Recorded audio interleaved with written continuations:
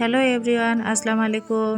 আজকে তোমাদের কাছে আমি একটা রান্নার ব্লগ নিয়ে আসলাম, সেটা হচ্ছে ফুলকপির পরোটা। তো আজকে আমি ফুলকপির পরোটা বানিয়ে দেখাবো। তার জন্য আমি ফুলকপিটা প্রথমে ধুয়ে একটা গ্রেটারের সাহায্যে গ্রেট করে নিলাম।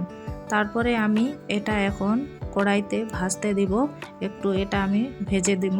তো ভাজার জন্য এখানে আমি কিছুটা রসুন দিলাম, তারপরে এর মধ্যে আমি কিছুটা কাঁচা লঙ্কা কুচি দিয়ে দিলাম। এগুলো আমি আগে থেকেই কুচিয়ে রেখেছিলাম। তো এটা আমি এখন লাল করে হালকা করে ভেজে নিব। তো এর মধ্যে এখন আমি হিং একটু দিয়ে দিচ্ছি, তাহলে এর খাবার টেস্টটা আরও দ্বিগুণ বেড়ে যায়। তো এটা আমি এখন একটু ভালো করে ভেজে নিব। তারপরে এই যে আমার ভাজা হয়ে গেছে, এখন আমি গ্রেট করা ফুলকপিটা এর মধ্যে দিয়ে দিচ্ছি। তো এটাও আমি এখন নেড়ে চেড়ে সুন্দর করে লাল করে ভেজে নিব। তো বন্ধুরা, তোমরা এটা বাড়িতে করে খাবে, খুব ভালো লাগবে। তো এর মধ্যে আমি একটু হলুদ গুঁড়ো এড করলাম, তারপরে একটু স্বাদ মতো লবণ এড করলাম। এবার এটাকে আমি নেড়ে চেড়ে ভালো করে একটু লাল লাল করে ভেজে নেব। আর এটা ভাজা হয়ে গেলে এর মধ্যে আমি একটু ধনেপাতা কুচি দিয়ে দিলাম। তারপরে আবার একটু আমি এটা ভালো করে ভেজে নিচ্ছি।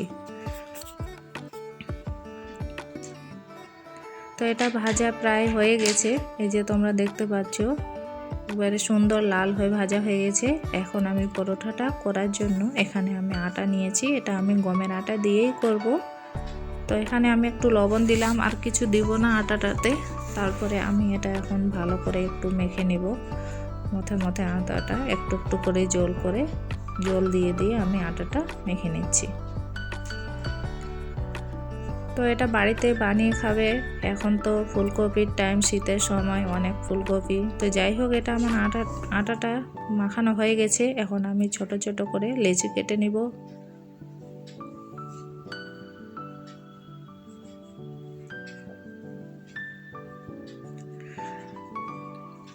তো তারপরে আমি এটা এখন পরোটা বানাবো।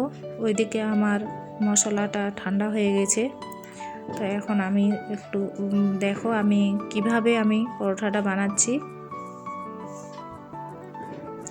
প্রথমে আমি এটা লেচিটাকে আমি একটা রুটি বানিয়ে নিচ্ছি।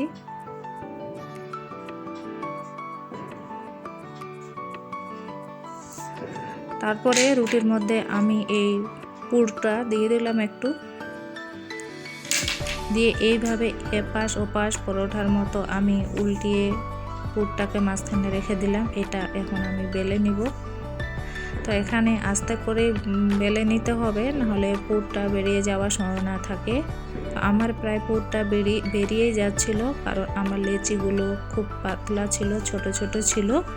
তো তোমরা এটাকে এর থেকে ভালো করার জন্য একটু মোটা করবে লেচিটা, তাহলে কি হয় এটা বেরিয়ে যাবে না। তাই আমি একটু বারবার আটা দিয়ে এটাকে আমি সেট করে নিচ্ছি, ঠিক করে নিচ্ছি। যদিও এতে কোনো অসুবিধা হবে না, যখন আমি তেলে ভাজতে দেব তখন ওটা কোনো অসুবিধা হয় না। তো আমি এখানে বেশি তেল ইউজ করছি না, এখানে আমি ব্রাশ দিয়ে দিয়ে একটু তেলটা দিয়ে দিচ্ছি তাওয়াতে, এই যে তোমরা দেখতে পাচ্ছ। তারপরে এটা আমি দিয়ে দিলাম। ওই দিকটা আমার প্রায় হয়ে এসছে, আমি এখন এই পাটটার উপর দিকটা তো একটু ব্রাশ দিয়ে তেল দিয়ে দিচ্ছি। এবার ওই দিকটা আমার হয়ে গেলে আমি এই পাশটা এখন উল্টিয়ে নেড়ে চেড়ে এই দিক ওই দিক করে একটু টিপে টিপে আমি এটা সেঁকে নেব।